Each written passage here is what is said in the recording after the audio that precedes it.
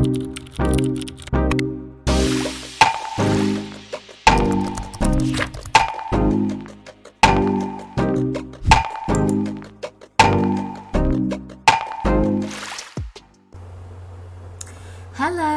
and welcome to my Friday night podcast. I had to think what day it was then.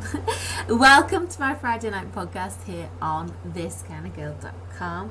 Thank you so much for joining me. Thank you so much for giving getting lots of messages through on my Instagram and I can't look at that whilst I do this. One thing at a time, girl. Thank you so much for joining me here. Thank you so much if you are listening to this live on Discord.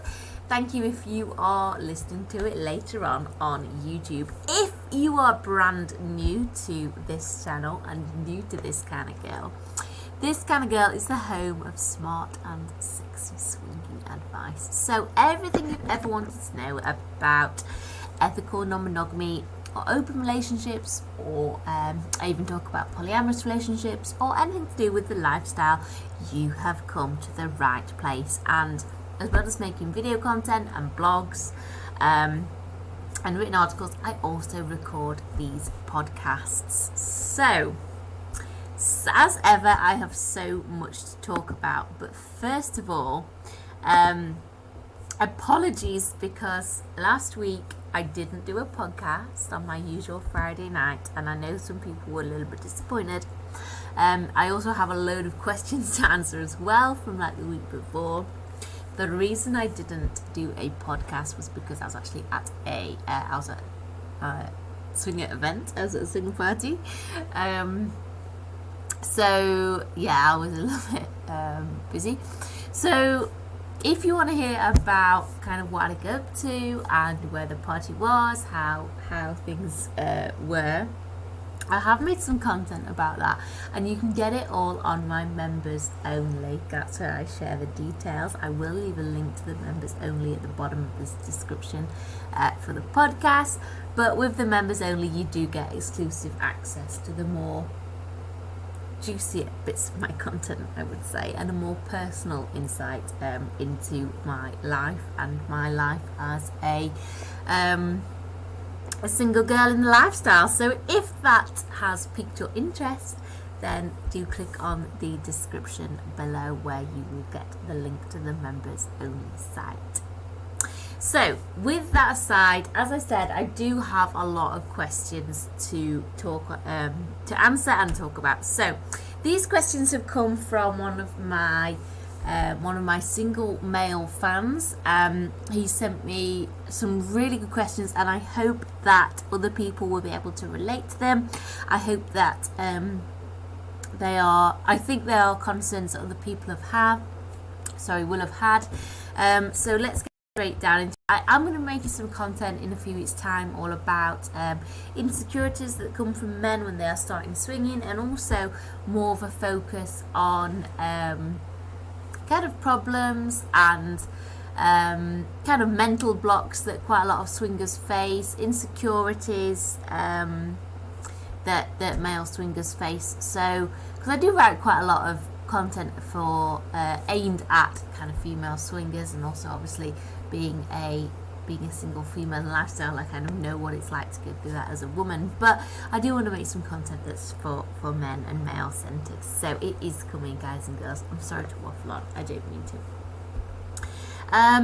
Right, let me get the questions. So I hope these questions don't make you blush too much. I'm not sure if I can read them out explicitly because I'm already on tenterhooks with YouTube. They keep telling me my content needs to be age restricted. I think I already clicked the button to make it age restricted, so I'm not sure how much more further age restricted they want it to be, so I do have to be a little bit careful.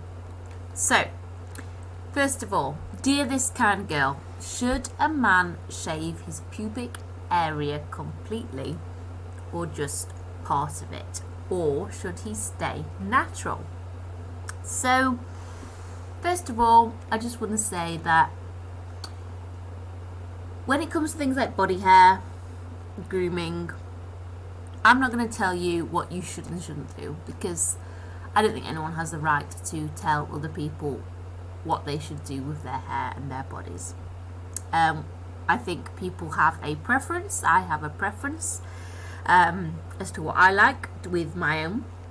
And certain partners I've had, certain boyfriends I've had, have some have decided to kind of get rid of all their hair. Some have decided to get rid of a bit of hair. And when it comes down to it, when I'm at a swingers party or an event, or I meet a couple or something, it doesn't really bother me too much. Like, it doesn't really put me off if a guy has or hasn't shaved it completely. There's far more interesting things than the amount of hair that somebody has got or not. And it's not really a make or break for me. I think it's entirely up to you. Obviously, it is entirely up to you, but there's no kind of set protocol, I'm going to say. Quite a few men, they just kind of trim it. I do write about this quite a bit in some of my articles that I've written about what men should wear for swinging.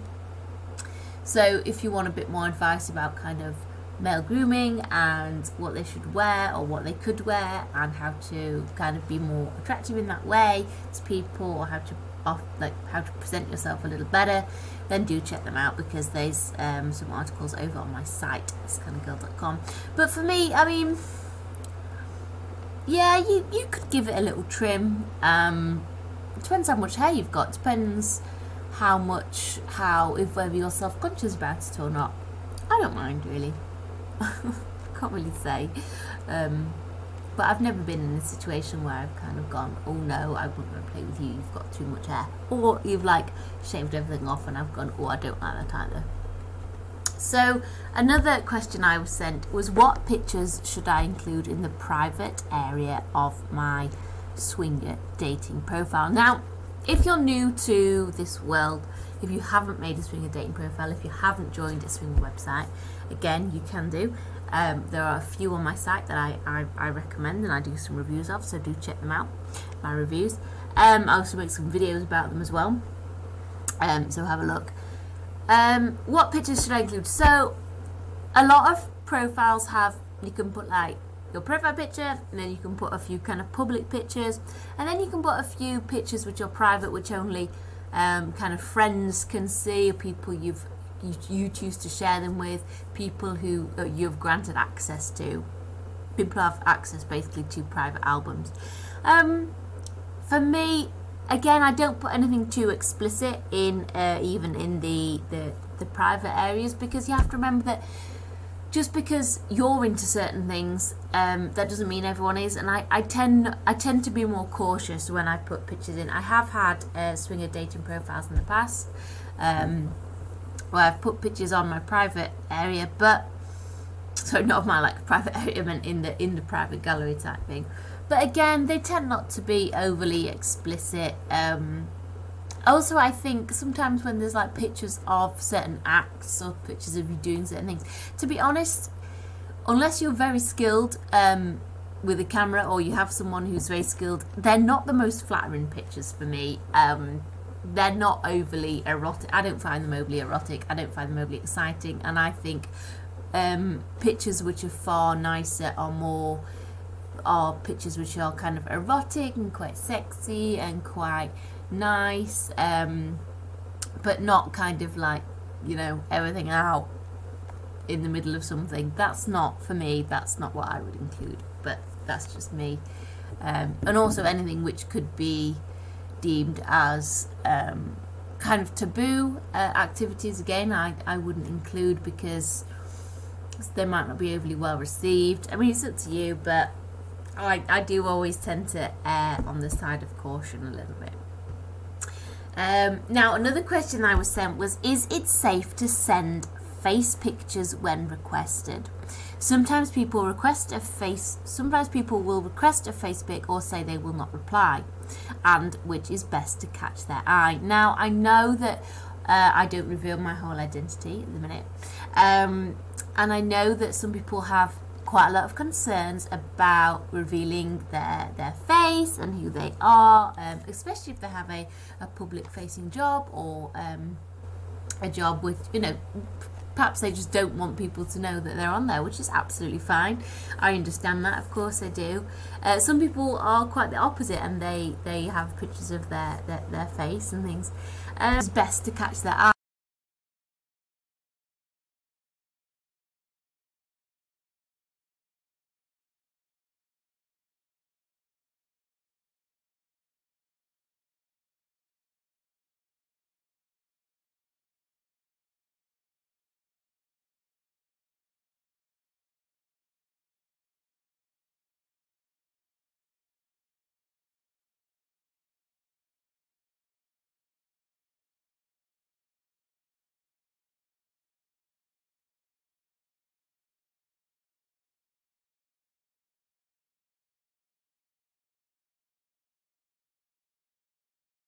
I would say something where you look obviously smiling, happy. I don't say anything which is too miserable. Yeah, just a nice kind of a good representation of you, really. Perhaps you and your partner going to a swingers party. Perhaps you going to a party if you're a single person, or some kind of social, pleasant occasion, not like you for work type thing. As I said, I haven't had any negative experiences when sending face pictures, but I am cautious as well. And I do have to build up quite a lot of rapport with a person before I reveal who I am. And it is quite normal for people to say they won't reply unless they've got a face picture, or they don't want to continue chatting unless they've got a face picture.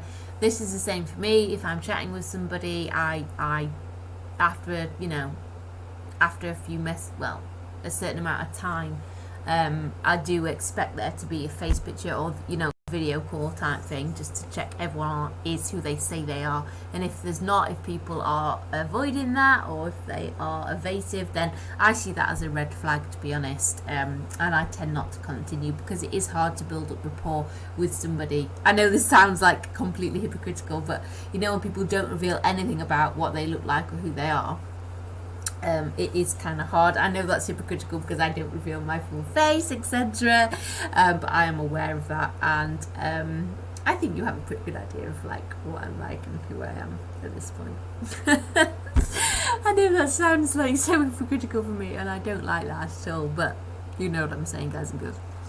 Now, this question I was sent, this last question was sent to me, and it's: is it better for the man to be bisexual, bi-curious, or straight when meeting a couple? Now, interesting question. I haven't actually heard this one before. The others I have heard. This one is a new one for me. Now, first of all, I think we have to understand that there's no right or wrong way to be. There's no kind of better or worse sexuality to have.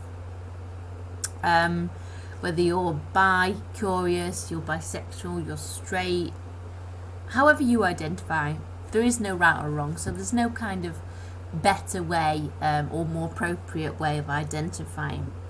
Some people are fully bisexual. Some people are bisexual but don't always want to play with people of the same sex.